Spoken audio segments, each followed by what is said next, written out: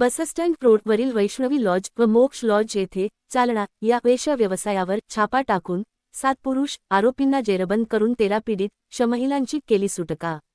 अनैतिक मानवी वाहतूक प्रतिबंधक कक्ष व स्थागुशाची कार्यवाही।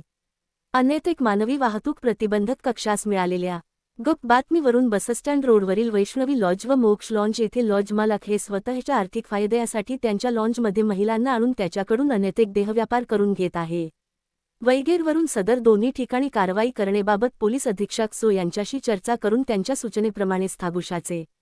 पंकज जाधव यांच्या मार्गदर्शनाखाली अनैतिक मानवी वाहतूक प्रतिबंधक कक्षाचे प्रभारी अधिकारी व स्टाफचे अंमलदार यांनी मिळालेल्या बातमीच्या ठिकाणी छापा टाकला। छापा मारला असता मोक्ष लॉजचे मालक सचिन नंदू पवार 30 वाटूर परतूर जालना हे मॅनेजर संतोष भोलेनाथ जाधव खरपुडी जालना याच्यामार्फत तसेच वैष्णवी लॉजचे मॅनेजर कैलास रतन कुमार व 30 चित्तोडगड राज्य राजस्थान वैष्णवी लॉज जालना तसेच ग्राहक आरोपी नामे वैष्णवी लॉज मध्ये 1 पंकज भाऊसाहेब निकाळजे 25 वर्ष जामवाडी जालना 2 तुषार हरीश बत्रा 24 वर्ष परतूर 3 रोहित संजय बोर्डे वय 26 वर्ष जामवाडी जालना 4 करण रवी वाहुळे 20 वर्ष जामवाडी जालना यांच्यासह एकूण 13 पीडित महिलांपैकी पश्चिम बंगाल राज्यातील 06 तसेच आसाम राज्याच्या 03 व 6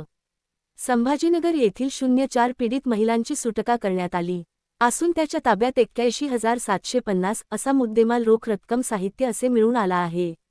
त्यानुसार त्यांना ताब्यात घेऊन त्यांचे विरुद्ध पोलीस ठाणे सदर बाजार येथे महिलांच्या अनैतिक व्यापारास प्रतिबंध अधिनियम 1956 कलम 3, 4, 5, 6 प्रमाणे प्रभारी अधिकारी कक्ष पोपनी गणेश शिंदे यांनी दिलेल्या तक्रारीवरून गुन्हा दाखल करण्याची प्रक्रिया सुरू आहे। सदरची कार्यवाही पोलीस अधीक्षक अजय कुमार बंसल अपर पोलीस अधीक्षक आयुष नोपाणी पोलीस अधीक्षक जान्हवी शेखर उपविभागीय पोलीस अधिकारी जालना अनंत कुलकर्णी पोलीस निरीक्षक पंकज जाधव स्थागुशाक यांच्या मार्गदर्शनाखाली कक्षाचे प्रभारी अधिकारी गणेश शिंदे रवी जोशी पोपनी संजय गवळी तसेच स्थानिक गुन्हे शाखाचे दीपक घुगे